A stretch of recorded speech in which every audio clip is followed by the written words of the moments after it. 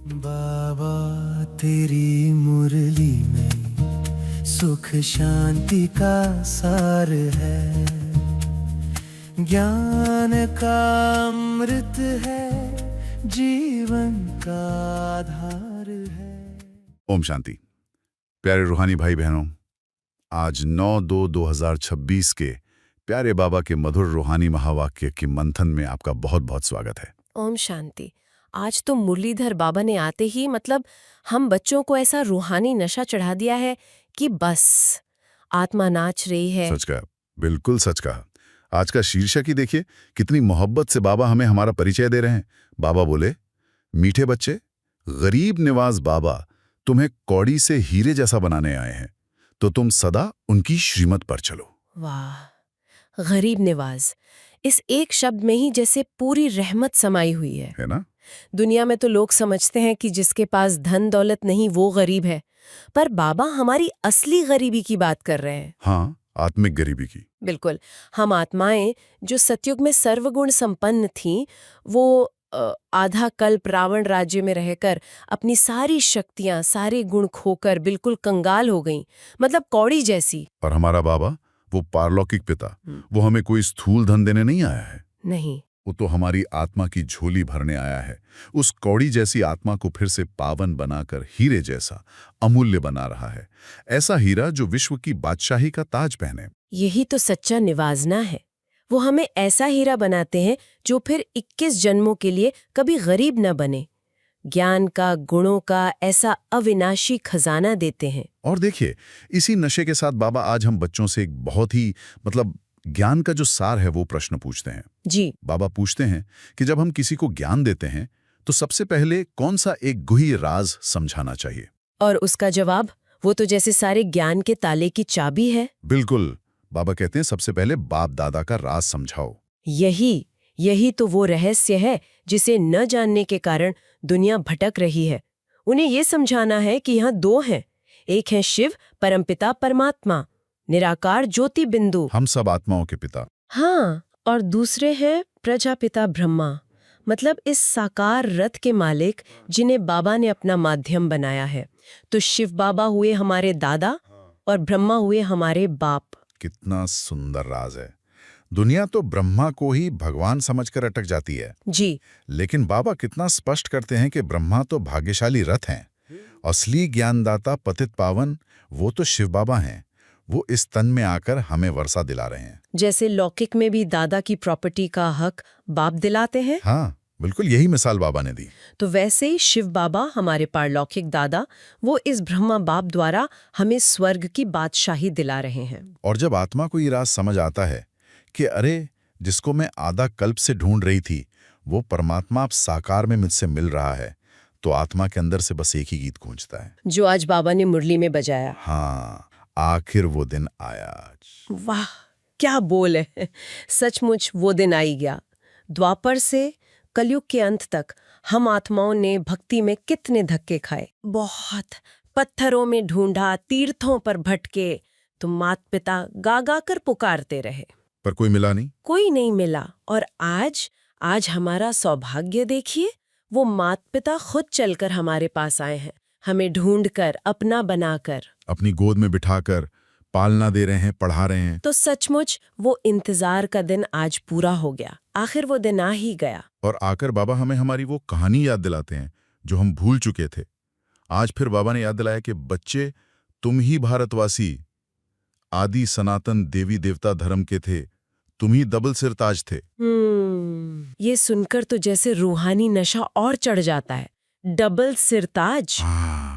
Double सिर ताज। एक तो पवित्रता का ताज, वो जो लाइट का क्राउन होता है ना हमारे मस्तक के चारों ओर, आभा मंडल। हाँ, आभा मंडल। और दूसरा रत्नों से जड़ा हुआ सोने का ताज, हमारी विश्व की बादशाही की निशानी। बाबा कहते हैं बच्चे, तुम ही पद्मपति थे और आज पाई पैसे के लिए भी मोहताज हो। अब मैं तुम्हें फिर से वही डबल सिरताज बनाने आया हूं। लेकिन हाँ, एक छोटी सी शर्त। एक शर्त है। तुम्हें एक विशेष भट्टी में रहना होगा। और ये भट्टी कोई आग की भट्टी नहीं है। नहीं, ये है याद की भट्टी। एक बाबा, दूसरा न कोई। इस निश्चय की भट्टी एक ऐसी तीव्र याद की अवस्था, जहां पुरानी दुनिया, देह के संबंध, पुरानी बातें सब स्वाहा हो जाए। बिल्कुल। भट्टी का अर्थ ही है जहां किसी और चीज का संग ना लगे, सिर्फ मात, पिता और बच्चे। और बाबा कहते हैं, यहाँ शूद्र संप्रदाय का संग नहीं।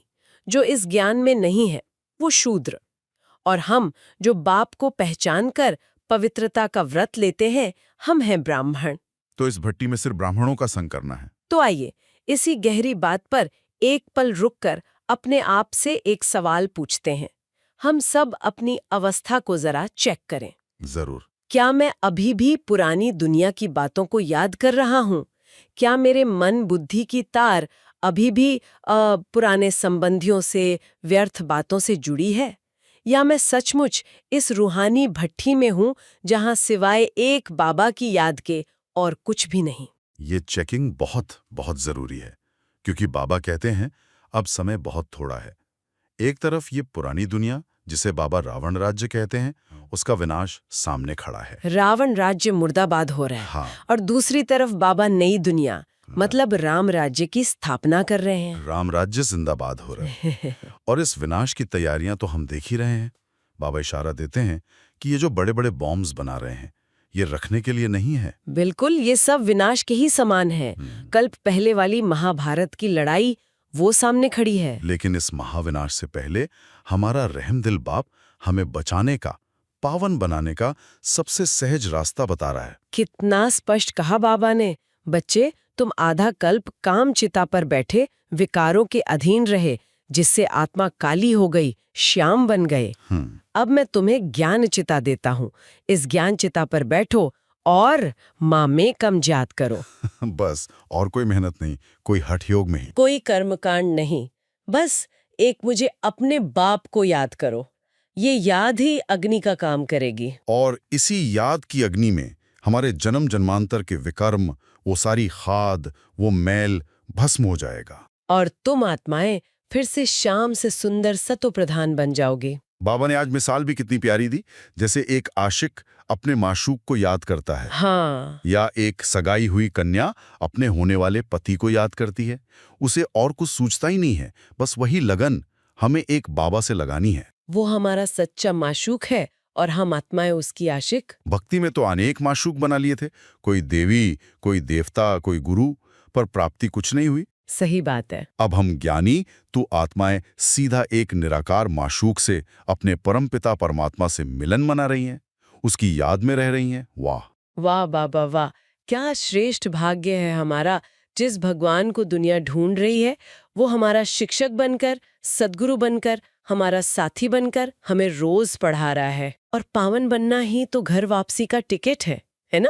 बाबा कहते हैं, जब तक पावन नहीं बनोगे तब तक वापस अपने घर शांति धाम नहीं जा सकते। तो पावन बनकर घर चलना है और फिर नई दुनिया, स्वर्ग में अपना 21 जन्मों का राज्य भाग्य लेना है। तो आज की मुरली का सार यही है कि हम इस निश्चय में पक्के हो जाएं कि ये वही संगम युग है, विनाश सामने है और स्थापना हो रही है। और हमारा एकमात्र स्वपुरुषार्थ है पवित्र बनना और बाप को याद कर अपनी बैटरी चार्ज करना। सारे देह के ममत्व को मिटाकर बस एक बाप की याद में समा जाना। वाह, हर महावाक्य में ज्ञान का अथाह सागर भरा है। सचमुच, जितना इन महावाक्यों का मंथन करते हैं, उतना खुशी का पारा, नशे का पारा चढ़ता जाता है। अब चलते हैं ज्ञान को जीवन में उतारने की ओर। तो चलिए एक बहुत ही आज के जीवन से जुड़ी स्थिति से शुरू करते हैं। हम सब अनुभव करते हैं, सुबह उठते ही सबसे पहले फोन हाथ में आता है। दिमाग में ऑफिस की डेडलाइन, घर की जिम्मेदारियां, सोशल मीडिया पे क्या चल रहा है। बिल्कुल। और दिन खत्म होते होते तो मन इतना भर जाता है, इतनी अलग अलग बातें, चिंताएं, पुराने संस्कार। ऐसा लगता है जैसे आत्मा का जो बर्तन है वो सोने का नहीं बल्कि लोहे का बन गया है। सही बात है। और सिर्फ लोहा ही नहीं, उस पे दुनिया की बातों की नमी से जंग भी लग गया है। हाँ, जंग, वही मैं कह रही थी। हम सब चाहते तो हैं कि मन शांत हो, हम स्वर्ण गुणों वाले बने, लेकिन ये जंग इतना गहरा है कि उतरता ही नहीं। तो इस मानसिक खाद को, इस जंग को साफ करने का असल तरीका क्या है? ये जो अनुभव आपने बताया ना, ये आज के हर इंसान की कहानी है और इसका समाधान बहुत सुंदर और गहरा है। अब सोचिए, जब एक सुनार को असली सोने को शुद्ध करना होता है, जिसमें मिलावट पड़ गई हो, तो वो क्या करता है? उसे आग में डालता है। बिल्कुल, वो उसे आग की भट्टी में डालता है। उस तेज अग्नि की गर्मी से सोने में मिली हुई सारी मिलावट, सारी खाद जलकर भस्म हो जाती है, और जो बचता है वो होता है 24 कैरेट शुद्ध सोना। ठीक है, तो सोने के लिए आग, आत्मा के लिए क्या? आत्मा के लिए है याद की अग्नि, परमात्मा की याद। ये कोई साधारण याद नहीं है। अच्छा, ये एक बहुत शक्तिशाली एकाग्र स्थिति है। यही वो अग्नि है जो पवित्रता की रोशनी बनकर आत्मा पर जन्म जन्मांतर से जमी हुई विकारों की खाद को, आदतों के जंग को धीरे धीरे जलाकर साफ कर देती है। ये एक धीमी लेकिन पक्की प्रक्रिया है। याद की अग्नि, ये सुनने में बहुत शक्तिशाली लगता है, पर असल में इसका मतलब क्या है? क्या ये किसी मंत्र को जपना है या कोई खास तरह का ध्यान है? क्योंकि याद तो हम दिन भर किसी न किसी को करते ही रहते हैं। बहुत अच्छा सवाल है। ये किसी को मिस करने वाली या सोचने वाली साधारण याद नहीं है। ये एक सचेत, एक पर्पसफुल कनेक्शन है।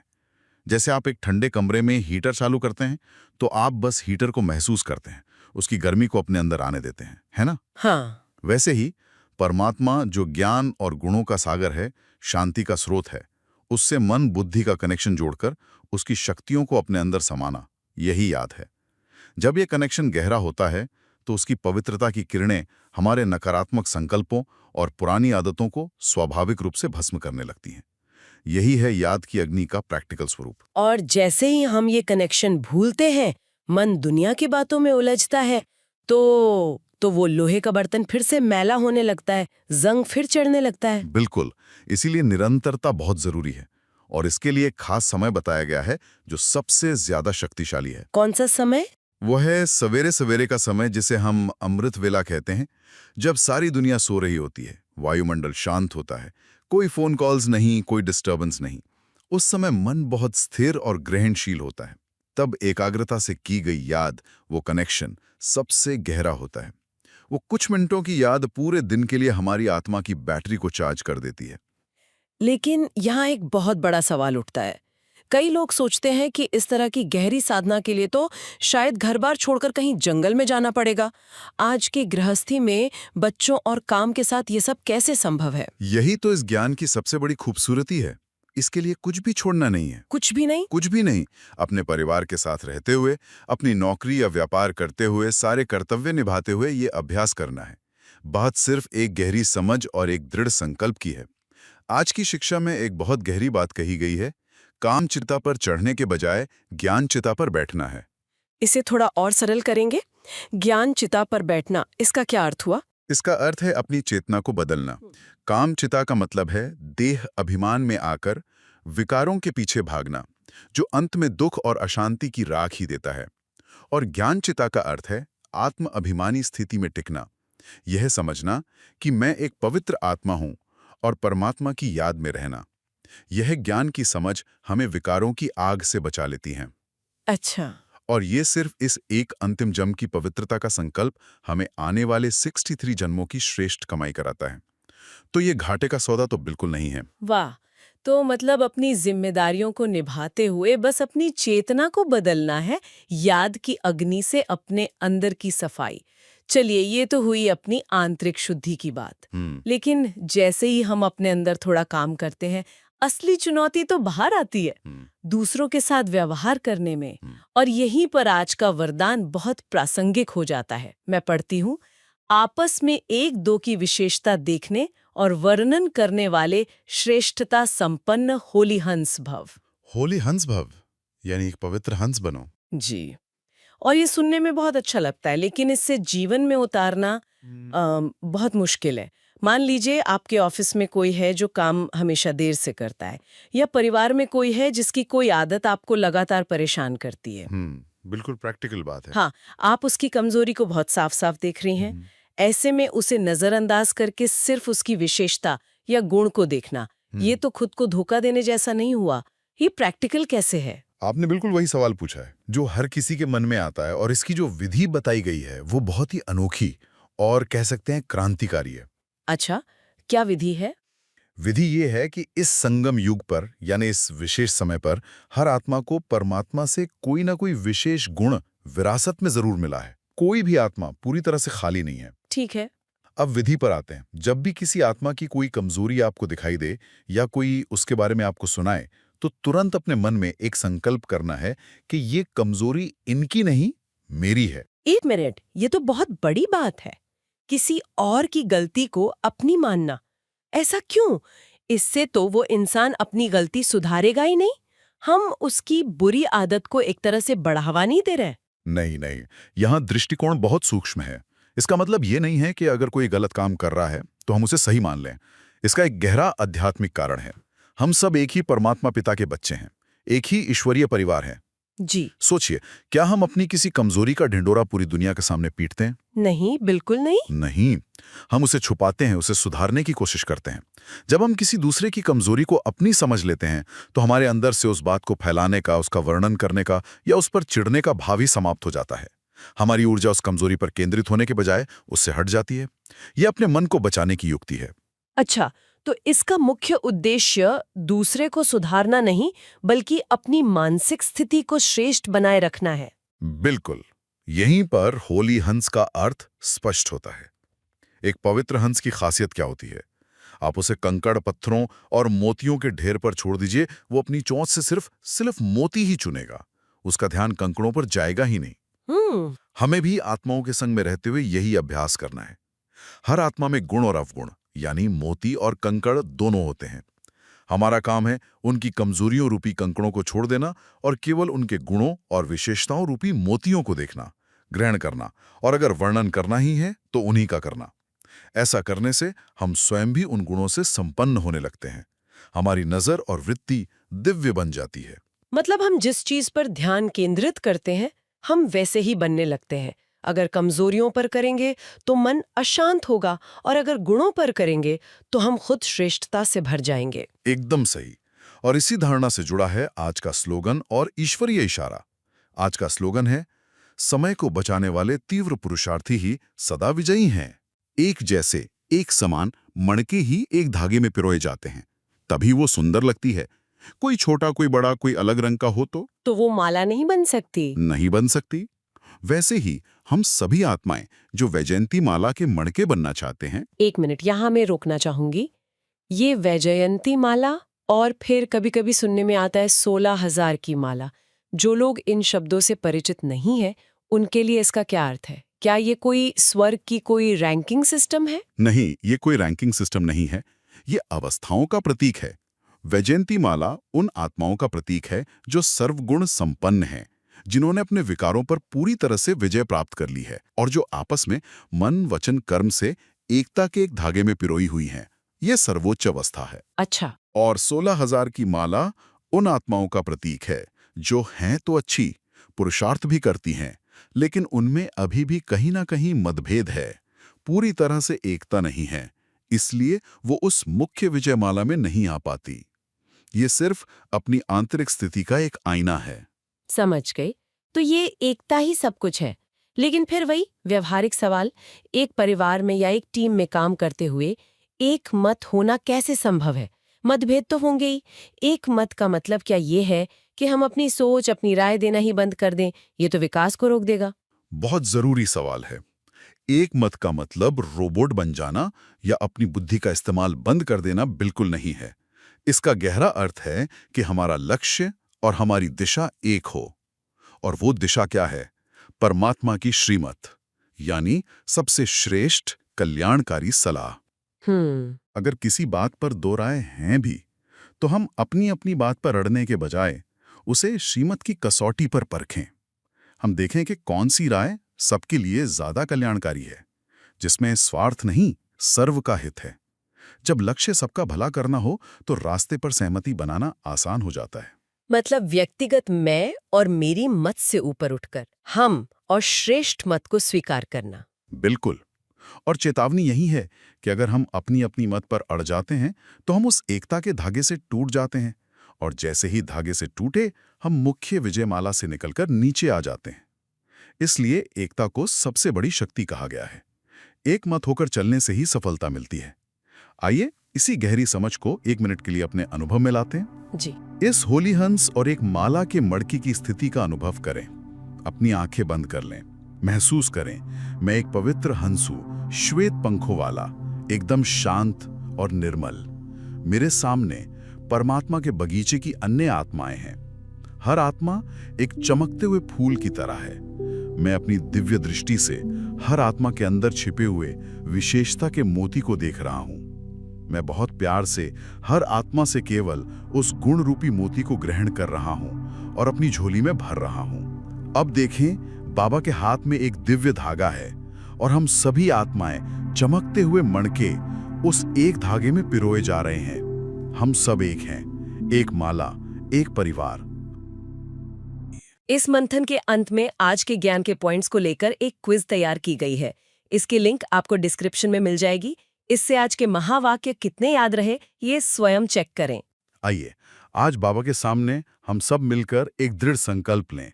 मैं होली हंस बन हर आत्मा की केवल विशेषता देखूंगा और वर्णन करूंगा। यदि आप भी इस रूहानी संकल्प में हमारे साथ हैं, तो कमेंट में लिखें होली हंस।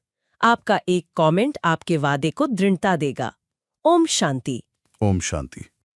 बाबा तेरी मुरली में सुख शांति का सार है, ज्ञान का अमृत है, जीवन का आधार है।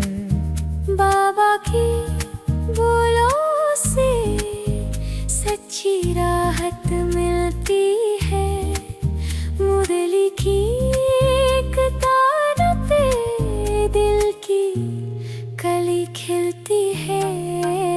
बाबा तेरी मुरली में सुख शांति का सार